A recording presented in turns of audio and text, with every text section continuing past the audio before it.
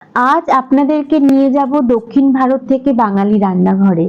সকালের শুরুটা যদি হয় স্বাস্থ্যকর এবং সুস্বাদু, তাহলে দিনটা হয় মন ভালো করা। এক মুঠো সুজি, কারি পাতা আর সর্ষের ফোড়ন, তার সাথে সামান্য উপকরণ, এক চিমটে যত্ন আর এক চামচ ভালোবাসায় যে পদ হয়ে উঠবে অসাধারণ, তারই নাম উপমা। আজ আমি আমার রান্নাঘরে বানাবো অসাধারণ স্বাদের উপমা। চলুন আর দেরি না করে শুরু করা যাক আজকের রেসিপি। নমস্কার, আমি রুম্পা। রান্নাঘরের সাতকাহনের নতুন একটি পর্বে সবাইকে স্বাগত। সুজির উপমা বানানোর জন্য আমি এখানে 200 গ্রাম মতো সুজি নিয়ে নিয়েছি। আর সেই কাপে করে যদি আমি হিসেব করি, সেখানে আমার 2 কাপ সুজি হয়েছে। আর আমি এখানে নিয়ে নিয়েছি কিছুটা সবজি। সবজিগুলো আমি খুব ভালো করে ধুয়ে নিয়েছি। প্রথমত আমি নিয়ে নিয়েছি গাজর, গাজরগুলোকে ছোট ছোট করে কেটে নিয়েছি। আর নিয়ে নিয়েছি কিছুটা মতো মটরশুঁটি, আর একটা মাঝারি মাপের ক্যাপসিকামকে আমি ছোট ছোট টুকরো করে কেটে খুব ভালোভাবে ধুয়ে নিয়েছি। আর নিয়ে নিয়েছি কিছুটা মতো বিনস। বিনসগুলোকেও আমি ছোট ছোট টুকরো করে কেটে ভালোভাবে পরিষ্কার জল দিয়ে ধুয়ে নিয়েছি। আর নিয়ে নিয়েছি কিছুটা মতো ফুলকপি। ফুলকপিগুলোকে খুব ছোট ছোট টুকরো করে কেটে নিয়েছি। আর একটা মাঝারি মাপের টমেটোকে আমি ছোট ছোট টুকরো করে কেটে নিয়েছি। আর নিয়েছি দুটো মতো কাঁচা লঙ্কা, কাঁচা লঙ্কাগুলোকে ছোট ছোট কুচি করে নিয়েছি। আর দুটো মাঝারি মাপের পেঁয়াজ, পেঁয়াজগুলোকে আমি ছোট ছোট করে কুচিয়ে নিয়েছি।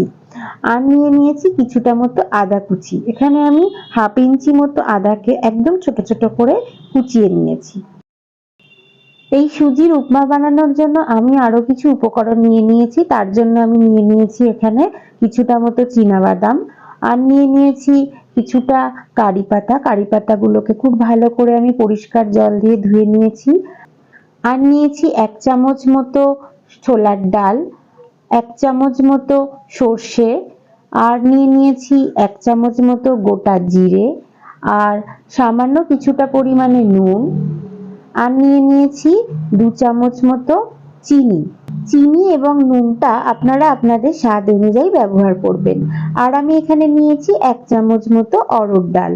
আমি এখন ওভেনে একটা কড়াই বসিয়ে নিয়েছি। কড়াইটা একটু সামান্য গরম হলে আমি যে 200 গ্রাম মতো সুজি নিয়েছিলাম, সুজিটা কড়াইয়ের মধ্যে দিয়ে খুব ভালো করে এদিক ওদিক করে আমি সুজিটাকে একটু হালকা ভেজে নেব। আমি অন্তত 2 মিনিট সময় ধরে সুজিটাকে ভেজে নিয়েছি। তারপর সুজিটার মধ্যে হালকা রং যখন চলে এসছে, আমি একটা পাত্রের মধ্যে সুজিটা তুলে নিলাম।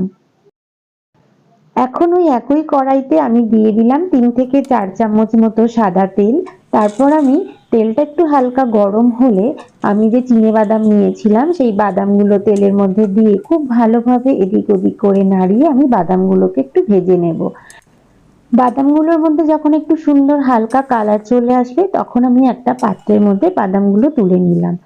আর ওই একই তেলে এখন আমি দিয়ে দিলাম 1 চামচ মতো সর্ষে, 1 চামচ মতো গোটা জিরে। তারপর সর্ষে গোটা জিরেকে একটু সামান্য এদিক ওদিক করে নাড়িয়ে আমি এখানে দিয়ে দিলাম 1 চামচ মতো অড়হর ডাল ও 1 চামচ মতো ছোলার ডাল। তারপর খুব ভালো করে সমস্ত উপকরণগুলোকে আমি এদিক ওদিক করে নাড়িয়ে একটু হালকা ভেজে নেব। তারপর আমি এখানে দিয়ে দিলাম কিছুটা মতো কারি পাতা। এই সময় গ্যাসের ফ্লেমটাকে অবশ্যই লো টু মিডিয়ামে দিয়ে রাখবেন। তারপর আমি এখানে দিয়ে দিলাম কুচানো পেঁয়াজ। পেঁয়াজগুলোকেও খুব ভালো করে আমি এদিক ওদিক করে নাড়িয়ে খুব ভালোভাবে ভেজে নেব। এবং পেঁয়াজের মধ্যে যখন একটা হালকা রং চলে আসবে, তখন আমি এখানে দিয়ে দেব কাঁচা লঙ্কা কুচি এবং আদা কুচি। তারপর খুব ভালো করে সমস্ত জিনিসগুলোকে আমি আবারও ভালোভাবে মিশিয়ে নেব। এখন আমি দিয়ে দিলাম গাজর। গাজরগুলোকেও খুব ভালো করে একটু এদিক ওদিক করে নাড়িয়ে নেব। তারপর আমি এখানে দিয়ে দেব ফুলকপি। ফুলকপিগুলোকেও খুব ভালোভাবে আমি একটু হালকা ভেজে নেব। এইভাবে আমি সমস্ত সবজিগুলোই একে একে পরপর দিয়ে দেব। তারপর সমস্ত সবজিগুলোকেই আমি খুব ভালোভাবে এদিক ওদিক করে নাড়িয়ে হালকা আঁচে ভেজে নেব। এই সময় আমি এখানে দিয়ে দেব 1 চামচ মতো নুন। আপনারা আপনাদের স্বাদ অনুযায়ী নুনটা ব্যবহার করবেন। এই নুন দিয়ে সবজিগুলি একটু হালকা এদিক ওদিক করে নাড়িয়ে আমি হালকা আঁচে আমি ঢাকা দিয়ে সবজিগুলোকে ভেজে নেব। তারপর কিছুক্ষণ পর আমি আবারও ঢাকনা খুলে আবারও সবজিগুলোকে একটু হালকা এদিক ওদিক করে নাড়িয়ে নেব। তারপর আমি এখানে দিয়ে দেব সমস্ত ভেজে রাখা সুজিগুলি। তারপর সুজিগুলোকেও আমি হালকা হাতে এদিক ওদিক করে নাড়িয়ে সবজিগুলোর সাথে সুন্দরভাবে মিশিয়ে নেব।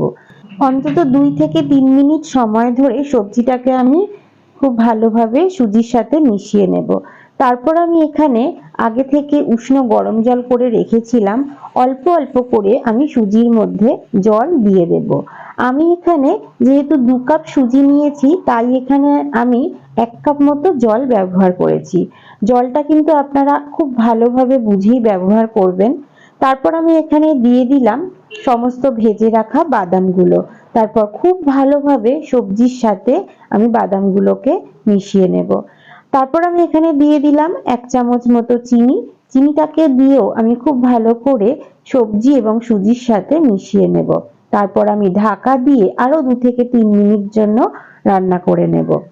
যেহেতু আমি 2 কাপ সুজির জন্য 1 কাপ জল ব্যবহার করেছি, তাই আমি কিন্তু এখানে খুব ভালোভাবে এদিক ওদিক করে সমস্ত সবজি ও সুজিটাকে নাড়িয়ে নিয়ে আমি বারবার করে ঢাকা দিয়েই সবজিগুলোকে সিদ্ধ করে নেব। আর এইভাবেই যদি উপমাটা তৈরি করা যায়, তাহলে কিন্তু উপমা একদম ঝরঝরে এবং খুব স্বাদেও খুব ভালো খেতে হয়। এখন আমি দিয়ে দেব সামান্য একটু লেবুর রস। তারপর খুব ভালো করে আবারও আমি লেবুর রসটাকে সমস্ত উপমার সাথে মিশিয়ে নেব। আর এইভাবেই আমি কিন্তু 2 থেকে 3 মিনিট মতো রান্না করে নেব। দেখুন আমাদের সুজির উপমা কিন্তু একদম রেডি হয়ে গেছে। এটি দেখতেও যেমন সুন্দর হয়েছে, খেতেও কিন্তু অসাধারণ স্বাদের। আপনারা অবশ্যই বাড়িতে একবার এই রেসিপিটি ট্রাই করে দেখতে পারেন। এটি দক্ষিণ ভারতের রেসিপি হলেও এটি খুব স্বাস্থ্যকর এবং সুস্বাদুও বটে। আমার আজকের রেসিপিটি কেমন লাগলো? ভালো লাগলে অবশ্যই আমাকে একটা কমেন্ট করে জানাবেন। সেই সঙ্গে লাইক, শেয়ার এবং আমার চ্যানেলে নতুন বন্ধু হয়ে থাকলে সাবস্ক্রাইব করার অনুরোধ রইল। সবাই খুব ভালো থাকবেন, সুস্থ থাকবেন এবং কাছের মানুষকেও ভালো রাখার চেষ্টা করবেন। আবার খুব তাড়াতাড়ি ফিরে আসছি নতুন কোনো রেসিপি নিয়ে।